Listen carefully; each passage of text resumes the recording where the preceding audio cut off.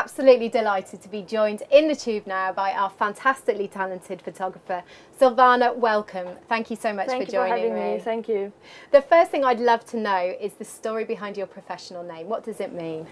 Well, I came with this name, Madame Peripetie, when I was studying political sciences. Yeah. And at that time, I didn't want my photography to be associated with what I do. Yeah. So after finishing my course, I came to London and worked for theatre. And peripetie means in a play a turning point, and for me photography was a turning point. Yeah.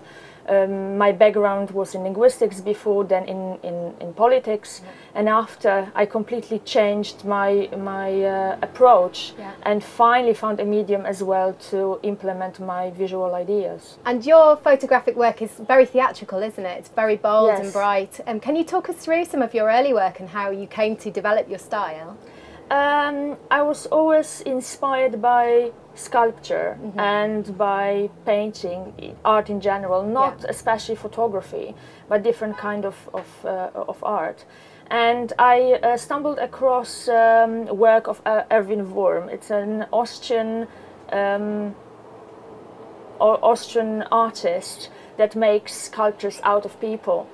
And one of the first of my sculptural work was based on his piece of work called 1 Minute Sculpture, when people were in an urban space, were given a certain object and they had to create with this object a sculpture of themselves. Yeah.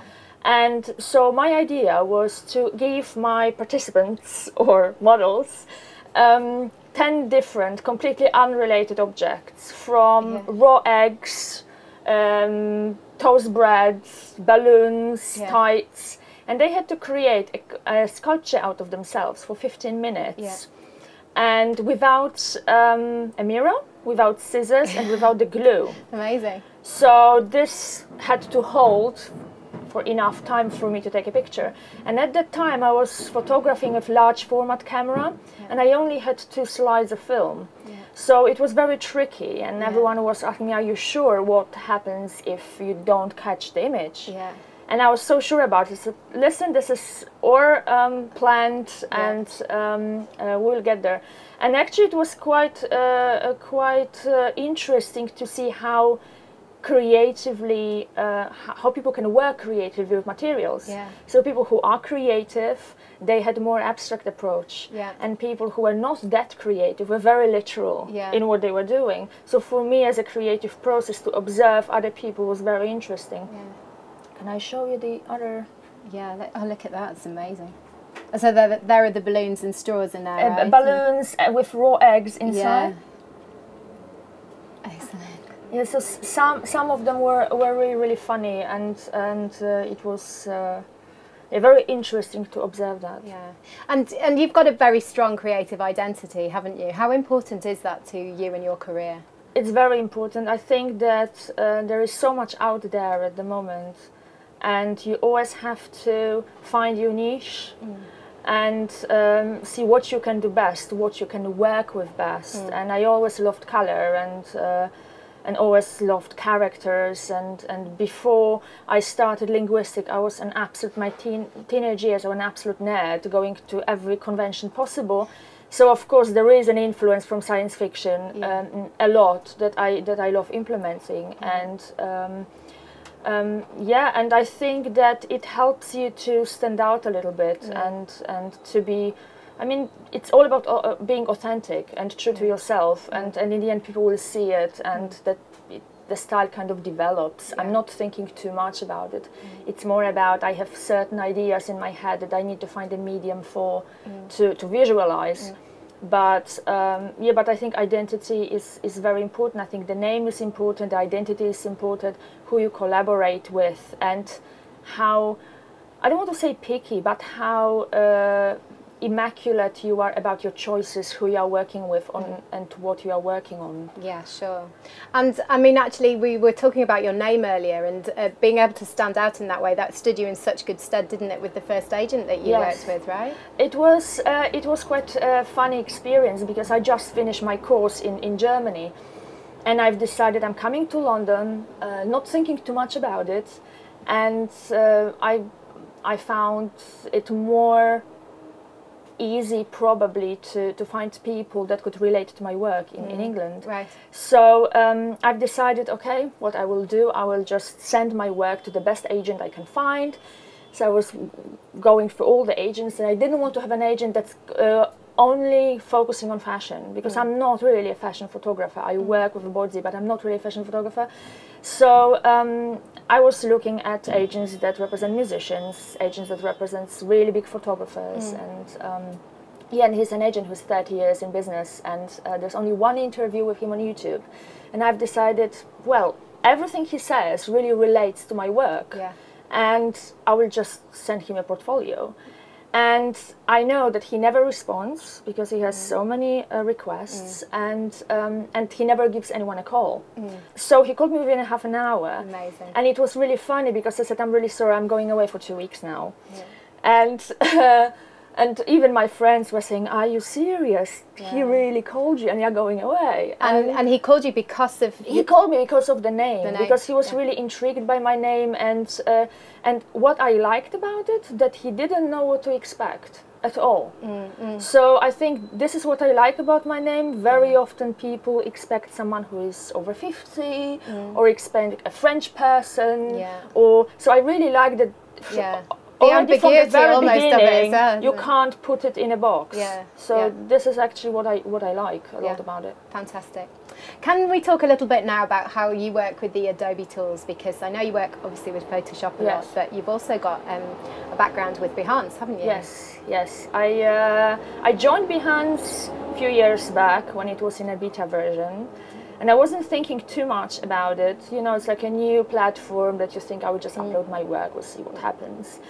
And I wasn't thinking too much about it. I completely forgot about it. And then I rejoined again, so to say a year later. And I was under an utter shock seeing how many followers I have, because I never really paid attention to it. And then I realized that people really give you good feedback about your work, and that you can connect with people. At the very beginning, it was maybe very vague in terms of who is actually on this platform, who is presenting the work, how good the work is.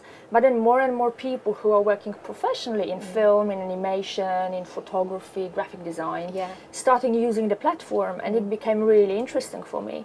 And I noticed as well that many art directors or creative directors are going on the website looking for new talents, asking for collaborations, looking for visual inspiration.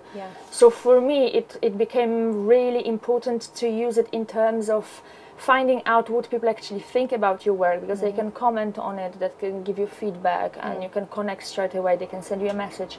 So I find it in terms of estimating how the images would work in the future really good. Gives you a really good gauge as to how they're going to be received. And do you also get work through the art directors that you mentioned?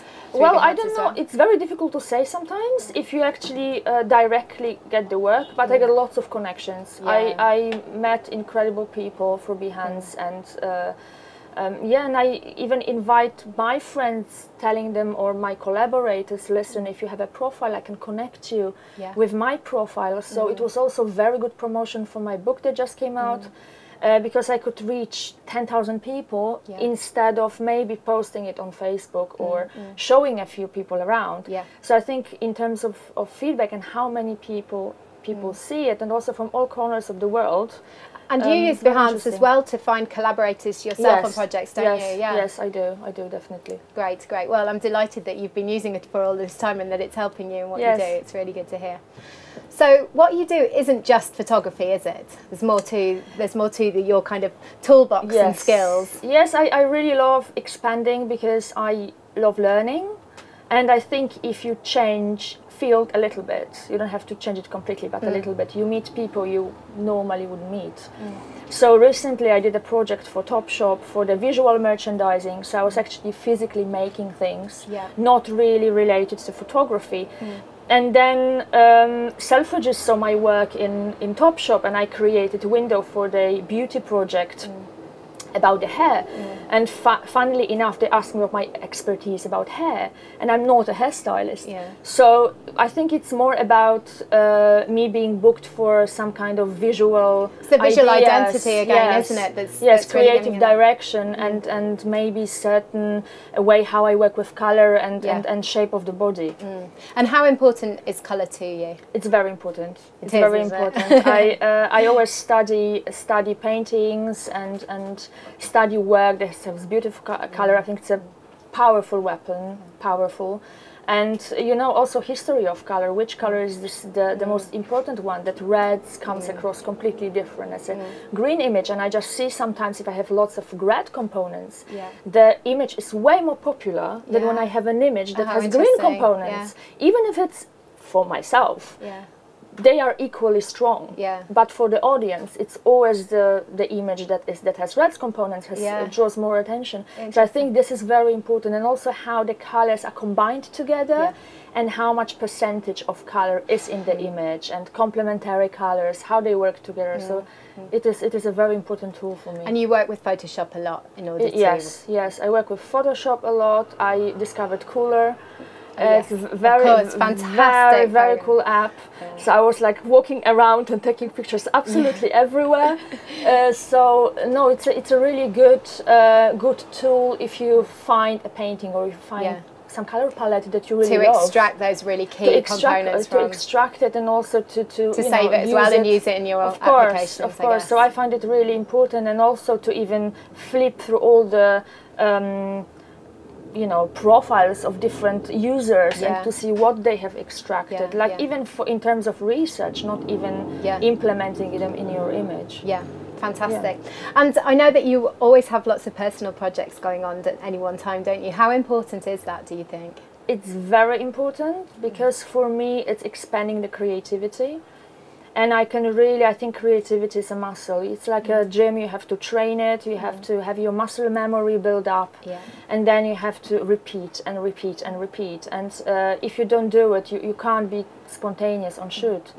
And it helps you to just let it go and just do whatever. There's no failure. There's no wrong direction, so you can experiment a lot, and I absolutely love collaborations and putting people together, and maybe people that have nothing to do with what I do, because then they come up with really good ideas. And do you find off the back of these personal projects, do you actually get paid work as well that comes as a result? I think that projects like this are very important, and I think that even agents in advertising agencies, they want to see personal projects, because they want to see you in what you are doing, if there is something behind it, what interests you, why are you doing it, because this influences your commercial work. And very often commercial work is very plain, so they need some kind of persona behind it, so you have your resources when you can get your energy from.